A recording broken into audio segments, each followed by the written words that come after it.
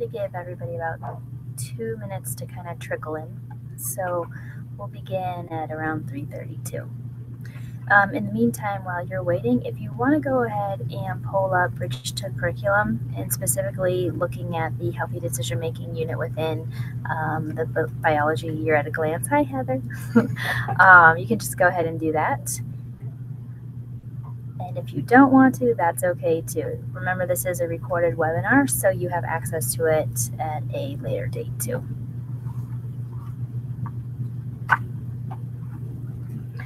Just so you're not staring at my face this entire time, I'm going to go ahead and share my screen with you, and that will give you access to the slideshow.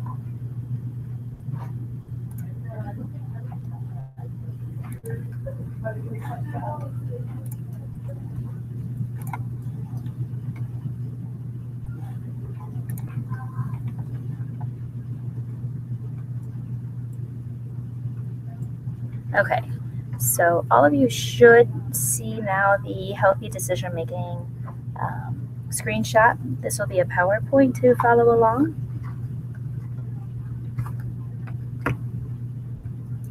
About 1 more minute for folks to trickle in.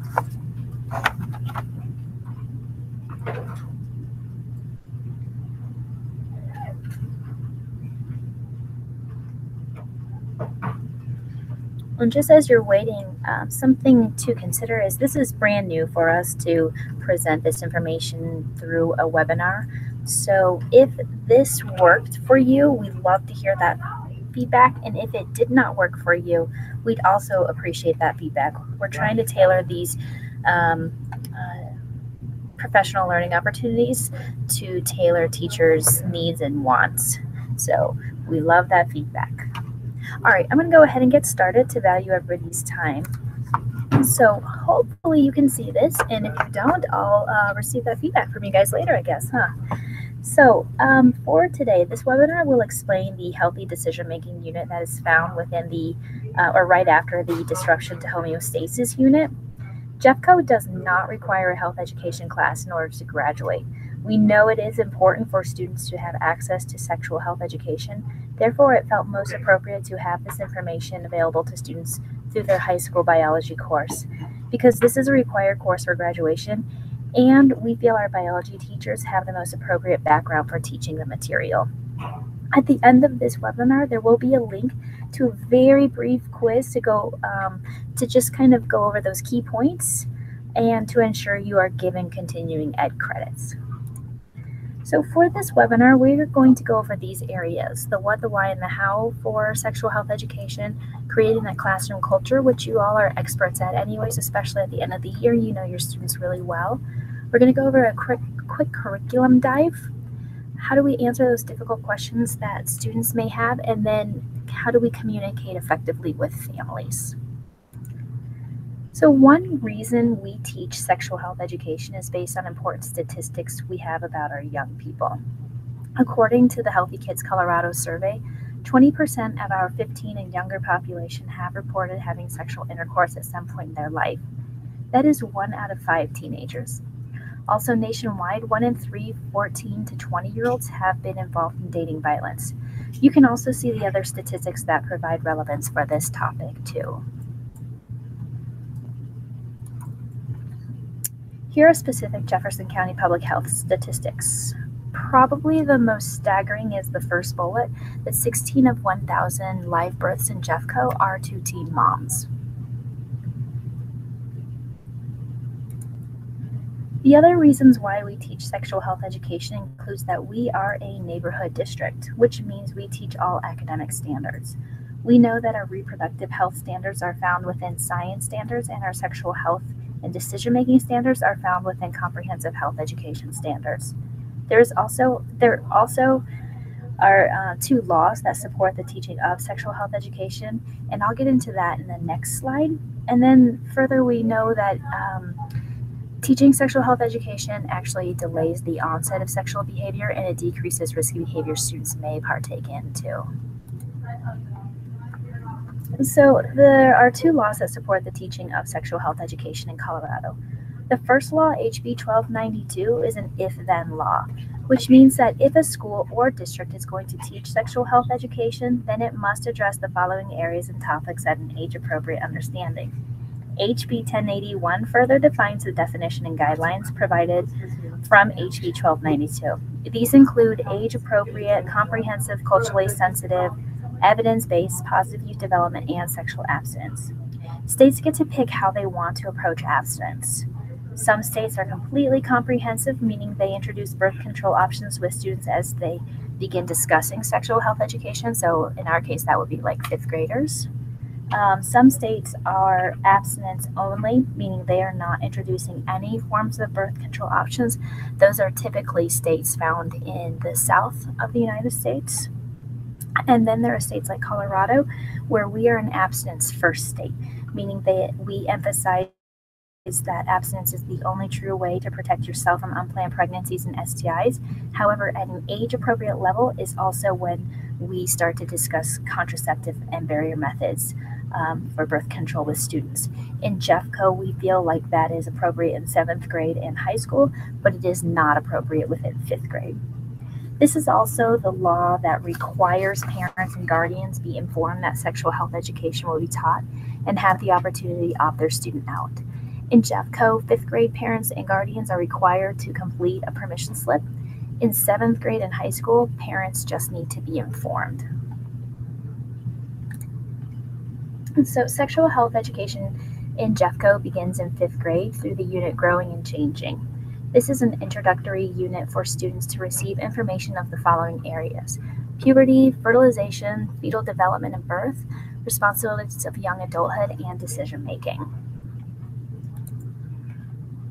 In 7th grade, science teachers are also responsible for teaching sexual health education.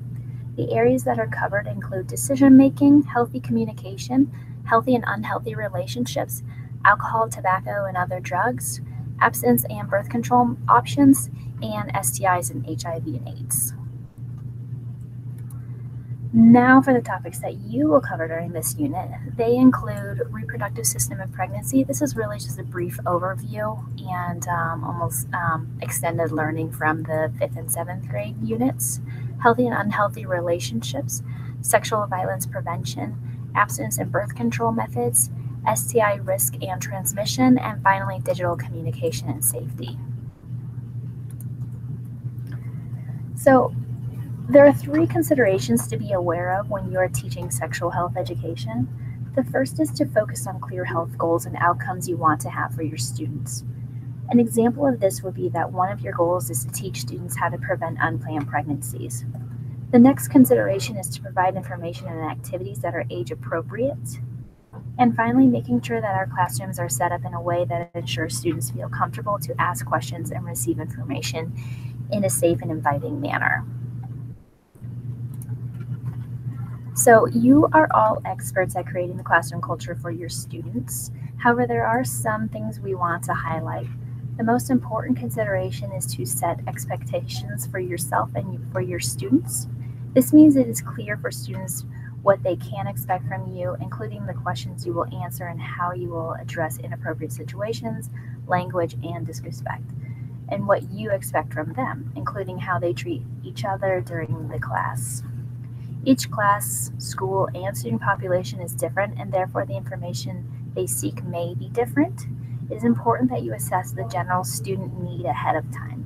For example, if you are at a school that has had a high rate of dating violence or sexual assault, it might be important to address sexual assault at a higher level than another school would. You may end up working a lot with your school resource officer and school social worker to address student information and concerns. Next, ensure that each student feels seen and welcomed. This also aligns with the importance of setting expectations with your students. We always encourage our 5th and 7th grade teachers to create classroom norms with our students. At a high school level, this could look a little different just because of their maturity level. This might include establishing communication and respect norms like step up or step back for the students who like to answer questions or provide personal information, or also having a norm about challenge by choice, which means students do not have to participate in any conversation or activity that could make them feel uncomfortable.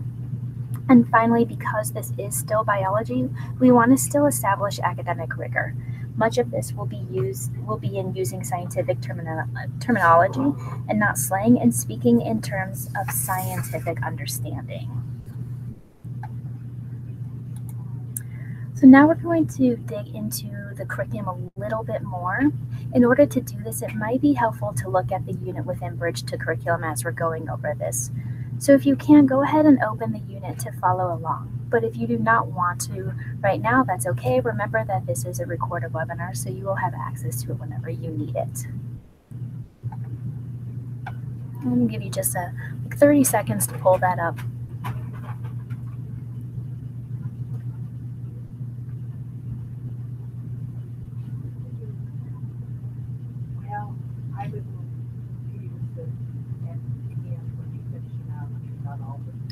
Okay, so once you open Bridge to Curriculum, to scroll, you're going to want to scroll down to where your year at a glance biology is located.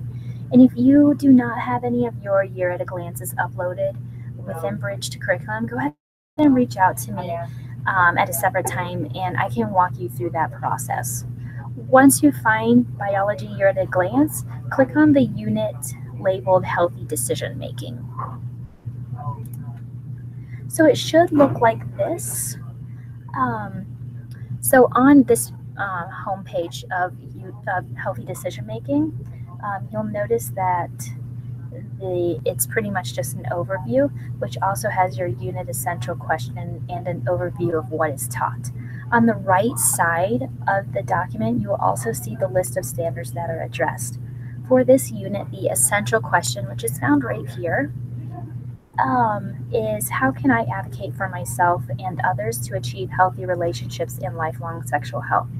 Always keep this as the focus throughout the unit. Our main goal within all health education for students is to teach them how to advocate for themselves and others. And during this unit, that is exactly what we hope they will gain. So to access all the resources for healthy decision making, you're going to go ahead and click on the tab labeled Resources. That is right here.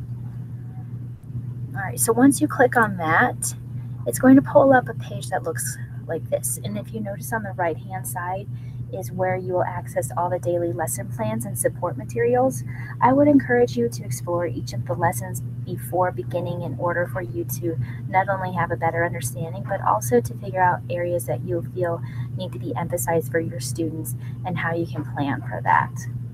The next few slides, we'll go over the overview of each of the daily lessons. So on day one, the purpose is for everyone in the class to begin to feel comfortable about what will be taught.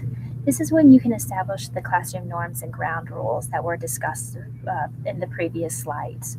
Some of the ground rules I have used include having a clear understanding of what respect means when learning about sexual health.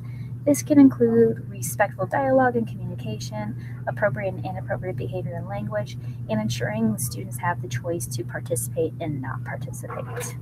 If you do not have a student who if you do have a student who chooses to not participate, it is important that they are provided with an alternate activity. In the past, I have allowed students to work in the library and do an in-depth research project about a disease or medical condition that affects the human body system. Within the Setting the Stage lesson plan, you will also have a PowerPoint, a case study that helps to establish classroom norms and bias attitudes towards sexual health, or just really towards lots of considerations for those normings of the classroom and respectful classroom appearances, some sample ground rules, and optional family homework that you can provide for families as well. So on day two, students will review the male and female reproductive system and the process of fertilization. Within this day, you will have access to a PowerPoint, teacher background material of definitions, and a student activity to establish true and false information about fertilization and the reproductive system. The next lesson is a two-day lesson. The purpose of the two-day lesson includes identifying those key characteristics of a healthy or unhealthy relationship, and to also identify gender and sexual identity stereotypes and how those can be detrimental to establishing healthy relationships. As the parentheses point out, these are the characteristics such as act like a lady or man up. As in the previous days, you will have access to a PowerPoint, a class activity about gender stereotypes, stories from our LGBT youth, and the harmful effects of stereotyping and examples of healthy and unhealthy relationships. So on day 5, students will learn about sexual violence and ways they can increase prevention. Because of the sensitive nature and legal understanding of this topic, we always encourage teachers to partner with their school resource officers when you're teaching this information. All school resource officers are trained to deliver this information to young people. This also allows the students to see the officer as another trusted adult and someone they can seek information or help from. Within this day, you will have access to a PowerPoint, a handout for students to understand age of consent and state laws around sexual health or sexual assault and consent, and scenarios to discuss about sexual violence. So for day 6 and 7, again, it's a combined lesson and includes information about abstinence and healthy communication. The purpose for these days is for students to define and identify the benefits of abstinence and identify different types of communication and have an opportunity to practice the various communication styles. You will again have access to a PowerPoint, a student survey worksheet that is only intended for student self-reflection and will not be shared with others. You will also have communication scenarios and activities for students to practice positive and assertive communication styles. So for day 8, this includes learning about the different types of birth control methods.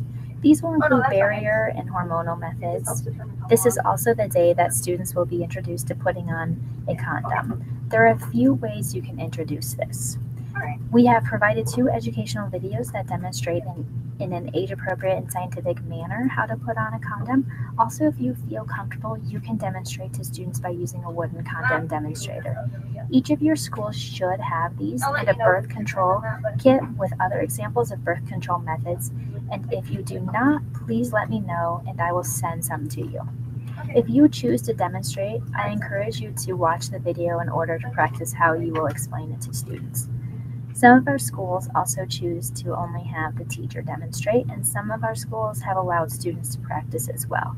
This can be done by setting up stations around the classroom that give students an opportunity to explore other birth control options that are within the kit, or you can have students volunteer to try it in front of the class. This is completely dependent on your comfort level and your students' comfort level. So if it just doesn't feel like a good fit to have students practice this in your class, that's absolutely okay. If it does feel okay for you to, and you feel that your students would benefit from this, then go ahead and do that. It's really up to you. But we do, if you choose not to do the demonstration, please make sure you are showing those videos so that our students are gaining that knowledge as well. So for day 9, this includes information about sexually transmitted infection and risks for infection. The purpose is for students to understand the immediate and future impact of contracting an STI. This is a lab day and will require more time to set up than previous days. So day 10 includes information about how to be a safe digital citizen. Within this day, you will have access to the PowerPoint, scenarios, and handouts that introduce risky behaviors around social media. So these next few slides will introduce key concepts around teaching sexual health education. I like to think of these as my islands of safety as I consider each of these topics. When teaching about sexual transmitted infections and HIV, it is important to remind students that HIV is a virus that kills people. People can catch HIV and other STIs from someone else who has it, usually by having sex with them. HIV is also spread by sharing needles with someone who has HIV. You can prevent HIV and STIs, and the only way to know if you have HIV or other STIs is to get tested from them. So when teaching about birth control, remember to encourage students to seek out medical professionals to get more complete information about types of birth control. Also remind students that birth control is good at preventing pregnancy. Condoms are good at preventing pregnancy, STIs, and HIV. Birth control is very safe, and a lot of people use birth control. That's pretty much it for that one. All right, so for teaching abstinence, it's important to remind students that abstinence is a word that means not having sex. People choose to abstain from sex at different times in their life. Abstinence is 100%, is the only 100% effective way to not get pregnant or contract an STI. And there are some things that people do to make abstinence work for them. And that it's okay to return to abstinence. So if you do have teens who have said, I've been sexually active in the past, that doesn't mean that they need to continue to be sexually active. They can always return to abstinence at any point in their life.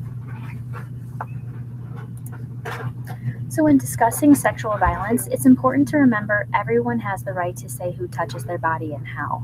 It is never okay to touch someone else if they don't want you to, or to make them touch you. If a person has been sexually abused or raped, it is important to tell an adult who can help. There are laws about sex that everyone must follow, and it is not okay to tease or hurt someone for being gay. And then there are also lots of ways to be a guy or a girl. So, key concepts for teaching about gender identity and sexual orientation include: a person figures out if they are gay, lesbian, or bisexual because of how they feel, not what they do. So there are important ways to show respect to people who are gay, lesbian, bisexual, and transgender. Gay, lesbian, bisexual, and transgender teens, like other young people, need to learn about birth control and STI prevention. And finally, we don't know why some people are gay, lesbian, or bisexual, and others are heterosexual. We also do not know why some people are transgender and some are not. So many teachers are most nervous about answering student questions appropriately. Oftentimes the questions we as teachers will receive include kind of like requests for information from students, those questions around, am I normal? Permission-seeking questions, shock questions, and personal values questions. So we as teachers can answer fact-based questions that are scientific or legal in nature. We cannot answer questions that would be perceived as values-based. So values-based questions are any question that can elicit an opinion that has multiple viewpoints. An example of this is a question like, is it okay to be gay? Because this is a personal values question, we cannot answer it, and we refer the student to another trusted adult, their family, or we start to ask them, those are questions that you need to have your own personal beliefs on. Sometimes, though, students are asking us, and I realized this when I was teaching, that students are asking us values-based questions because they see us as a trusted adult, or these conversations may not be happening outside of this classroom, and they are seeking extra information. If you feel like a question a student is asking needs more explanation, then you can use what a certain protocol called, what we call the values-based question protocol. This is a protocol that honors the fact that the student has a values-based question without ever having to provide your personal beliefs about the topic. The steps to the protocol include: 1, validate the student for asking the question. So that would be like, thank you for asking the question. That's all that validating means. So then you decide if the question is a beliefs or a values question. Because if it's just a scientific question, you can go ahead and just answer that outright. But if it's a beliefs or values question, you need to be mindful of how you're about to answer it. So then if there is a part of the question that is accurate, a lot of these are questions like, usually it's around can a girl get pregnant in a hot tub if I'm trying to think off the fly. This is hard too. Can a woman get pregnant if she's in a hot tub and the boy is drunk? So that's kind of a 2-point question that they would be asking. One is factual, and the other is actually more values-based around, should they be having sex if they are under the influence? But the other part being, can the girl get pregnant in a hot tub? That's a science question, so you can go ahead and answer that one. And then actually you could answer the question around the use of alcohol, and you can just talk about the dangers of using alcohol on the young person's brain, or the fact that it impairs our ability to make decisions. But let me go back to this question of value, or the values question protocol, just so that we have that complete understanding. So after you have answered the factual part of the question, you're going to go ahead and describe the range of beliefs about the topic. I kind of think of that in a spectrum response. So it's kind of like some people believe this, some people believe that statement. And then you can state your belief if it is a universal value. So a universal value is something that we as a culture all believe. This would be an example like, is it okay for an adult to have sex with a child? That is a universal value that we all feel very strongly that is not okay. So we are allowed to share our beliefs if it's a universal value. If it's not a universal value, that's when you may not share your beliefs on it. And so once you kind of give that spectrum of response of some people believe this, some people believe that, then you always refer the student to their family, clergy, or another trusted adult within their life. So with the question from the last slide, is it okay to be gay? I would answer it by saying, thank you for asking that question. Are you asking if being gay is okay? If the answer is yes, then I would then provide the range of beliefs. Well, I might say some people believe it's not okay to be gay, and this may be based on their culture, religion, or family background. Some people believe that it is okay to be gay and that people are just born that way. And then I would follow it up with saying, regardless of how we feel in this class, we're going to treat everyone with respect. That is a question you're going to have to discuss with your family, clergy, or another trusted adult, and you're going to have to form your own personal opinion. So I gave the range of belief without ever sharing my opinion on that. And then ultimately I said, go ask somebody else. And then because these are high school students and we want them to start thinking critically, I said to them, that's something that you're going to have to decide on your own if you feel that's okay or not. Okay, so as part of the HB 1292 law, it is required that we inform parents and families that sexual health education will be taught. This allows parents or students to opt out of all of the curriculum or part of the curriculum. Some reasons we will have opt-outs include religious reasons, cultural reasons, and then we do have students who have experienced sexual trauma in the past.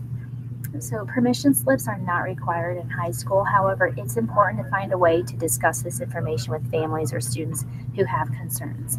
As a reminder, if you do have a student who opts out, you will have to find an alternative activity for them. Also, just a quick reminder too that these are high school age students. So if they want to opt themselves out, that's completely okay. But they may not opt themselves out and just not do anything. So we do want to make sure that they are being provided with an alternative assignment that meets their needs, and you feel comfortable giving that assignment as well. So again, that simple solution is to have the students complete an in-depth research project about a disease or medical condition and how it affects a particular body system. That way it also goes and ties back into the previous unit of disruption to homeostasis as well. So on the right-hand side of the slide is the address for it, and I'm using bunny ears here for the quiz. If you type the address into your search bar, it will take you to a brief Google form asking your name, employee ID number, and some really super simple questions. This will help to guarantee that you'll get continuing ed credit for attending the webinar. So that is the end of the information that we have right now for you. I'm sure that some of you have some additional questions that you want to that are maybe particular to either your school or just that you're having concerns about.